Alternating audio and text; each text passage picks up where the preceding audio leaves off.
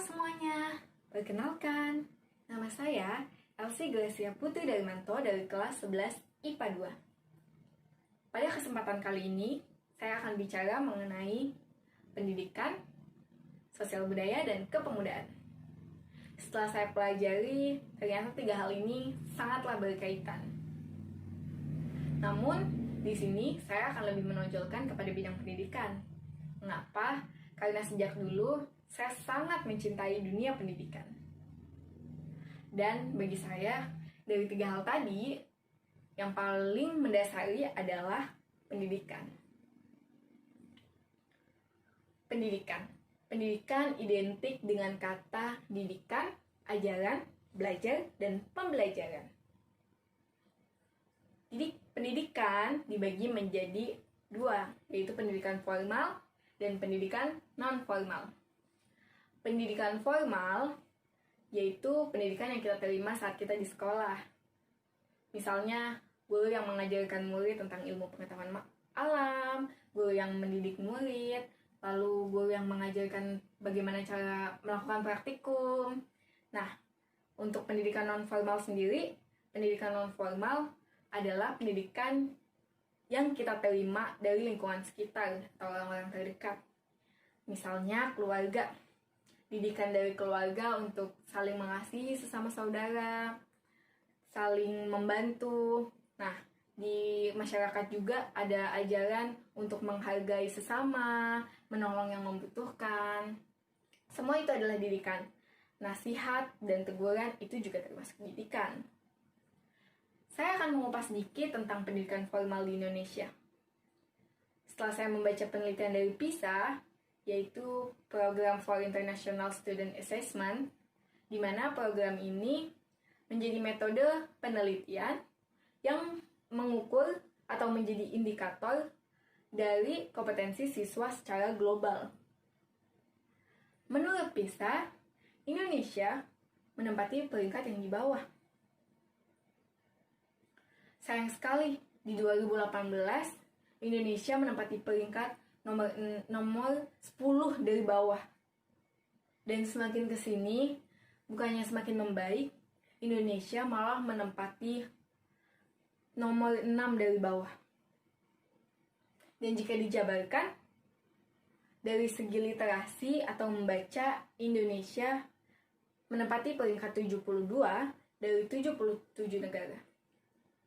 Dan matematikanya menempati peringkat 72 dari 78 negara. Dan sainsnya atau ilmu pengetahuan alam menempati peringkat 70 dari 78 negara. Dan ini terus stagnan 10 sampai 15 tahun, tidak berubah, bahkan cenderung menurun. Apa penyebabnya? Ada tokoh yang mengatakan bahwa penyebabnya adalah guru yang kurang kompeten, guru yang masih terlalu kuno. Apakah benar semuanya tentang guru? Apakah benar semuanya salah guru? Tidak. Karena saya juga membaca penelitian tentang anak-anak yang tidak bersekolah di Indonesia. Umur 7 sampai 12 tahun mencapai angka kurang lebih 1.228 sekian. Dan umur 13 sampai 15 mencapai angka kurang lebih 958 sekian.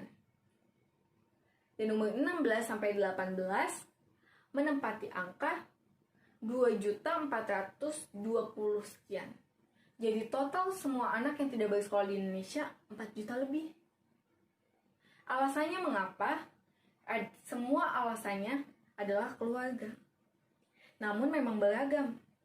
Ada yang kemauan orang tuanya, ada juga yang beralasan karena ia adalah anak yatim, jadi harus memenuhi kebutuhan keluarganya, menjadi tulang punggung keluarga. Ada juga yang mengatakan karena orang tuanya ingin segera anak tersebut mencari uang. Ternyata, pendidikan formal sangat membutuhkan dukungan dari keluarga.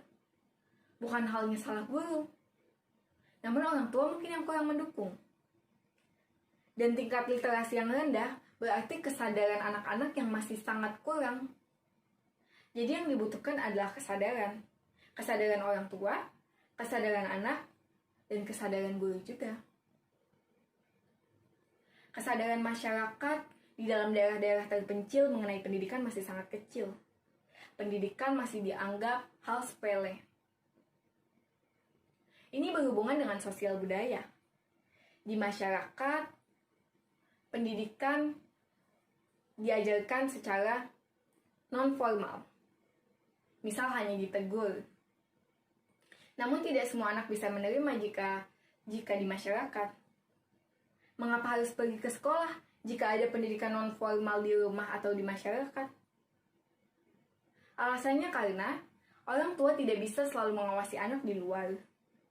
Dan juga, orang tua yang bekerja tidak bisa selalu memperhatikan anak. Mungkin tetap memperhatikan anak, tapi terbatas. Maka dari itu, orang tua membutuhkan bantuan guru di sekolah.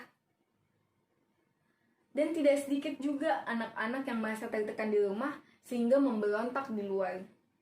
Yang bisa memperbaikinya adalah guru.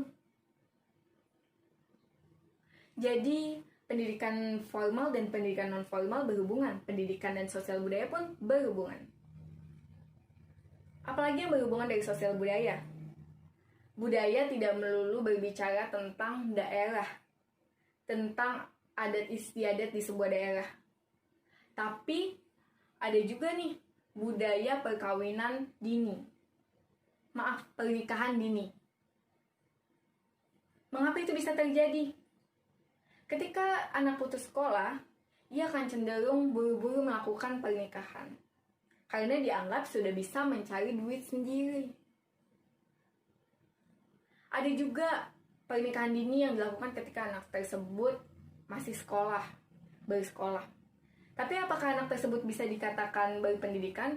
Tidak, karena anak tersebut tidak menghayati pendidikan secara dengan baik.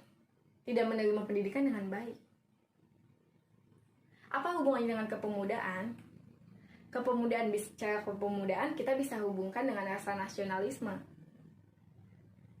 Nah, ketika anak muda zaman sekarang sudah dipengaruhi oleh oleh gadget, globalisasi yang cukup kuat, maka yang bisa mendidik dengan rasa nasionalisme tersebut adalah guru.